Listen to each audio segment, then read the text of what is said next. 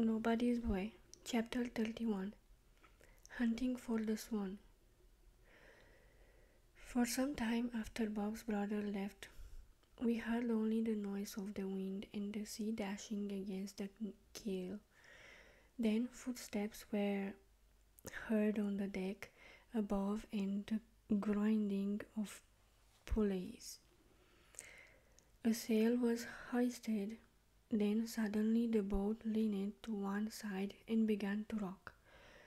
In a few moments it was pitching heavily on the rough sea. "Poor Mattia," I said, taking his hand. "I don't care, we are saved," he said. "What if I am seasick?" The next day I passed my time between the cabin and deck. Mattia wanted to be left alone. When at last the skipper pointed out Harfleur, I hurried down to the cabin to tell him the good news.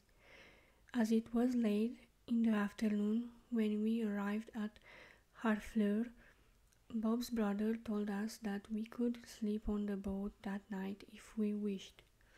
"When you want to go back to England," he said the next morning as we wished him goodbye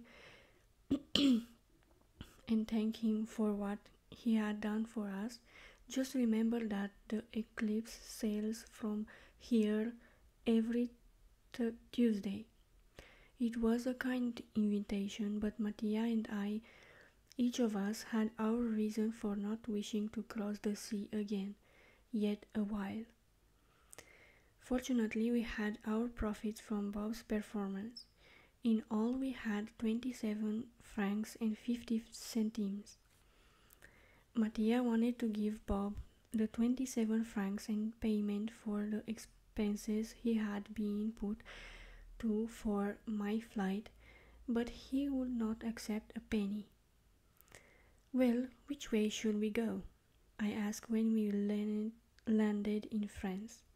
"By the canal," replied Mattia promptly, "because I have an idea.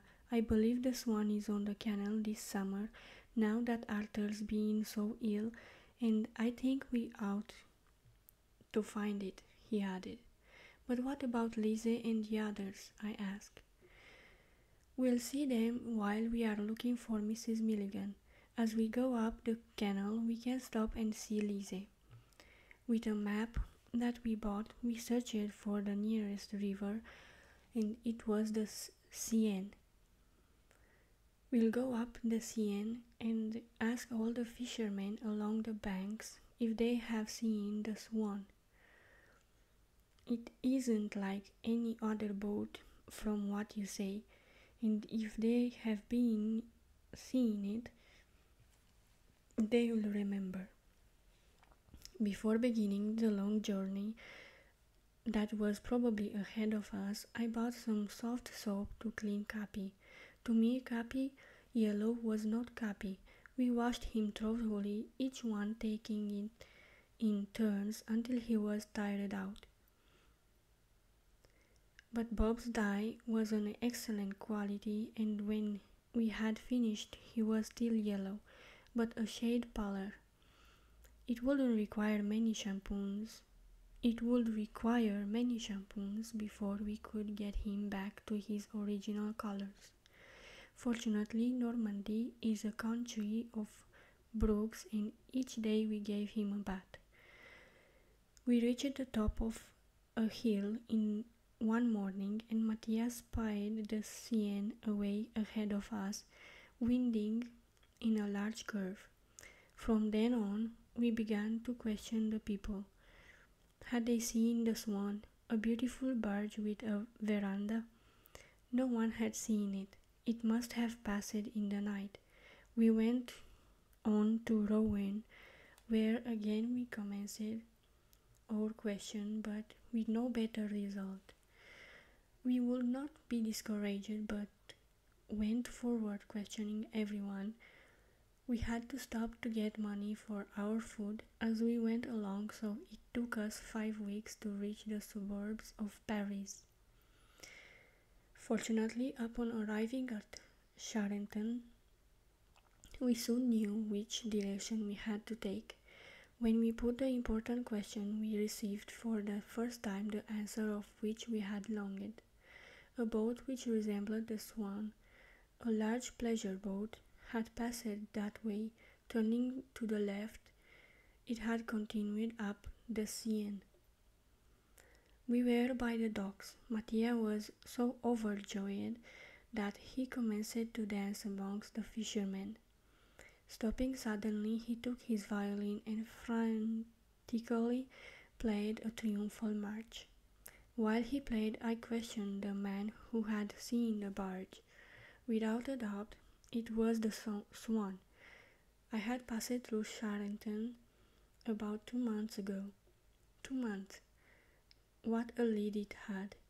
But what did that matter? We had our legs, and they had the legs of 2 good horses, and we should join them some day. The question of time did not count.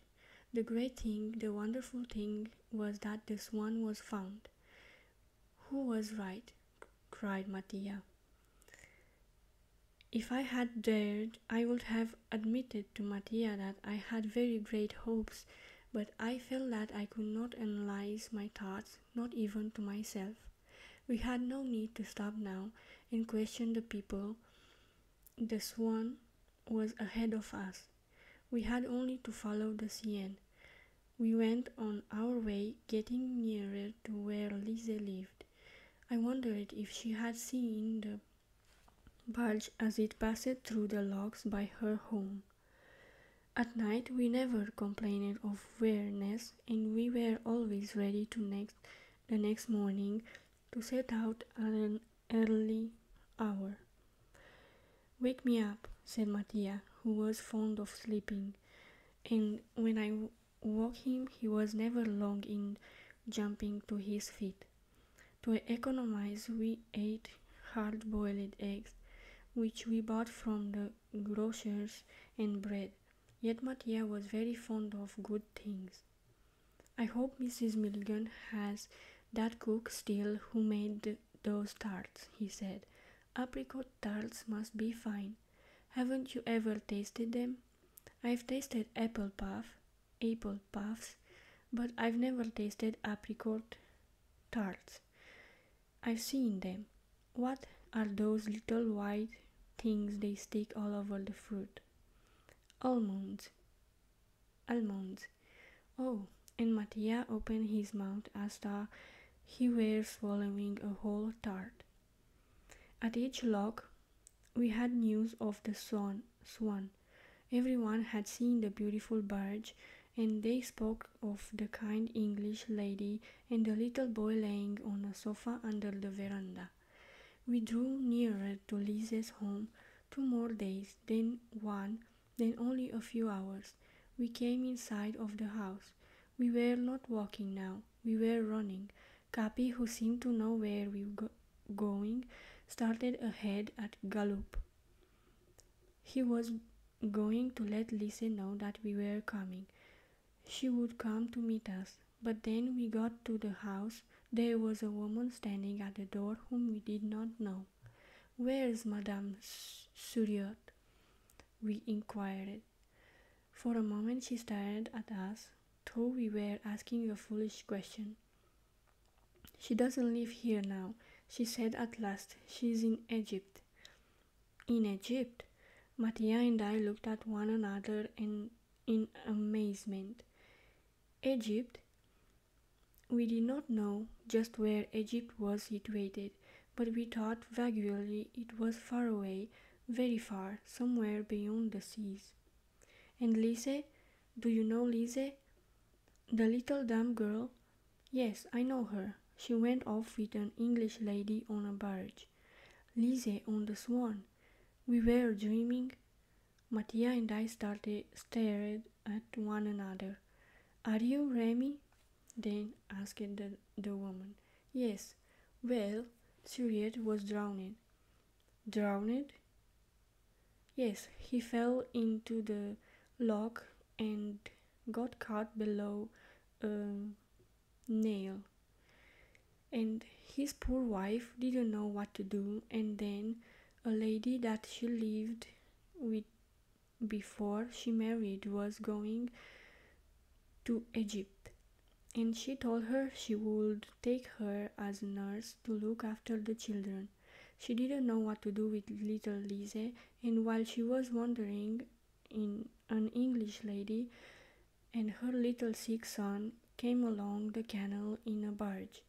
They talked, and the English lady, who was looking for someone to play with her son, for he was tired of being always alone, said she would take Lise along and she would educate the little girl. The lady said she would have doctors who would cure her and she would be able to speak someday.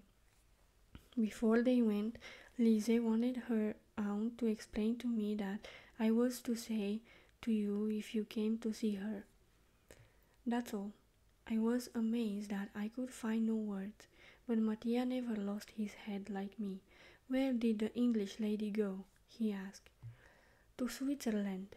Lise was to have written to me so that I could give you her address, but I haven't received the letter yet.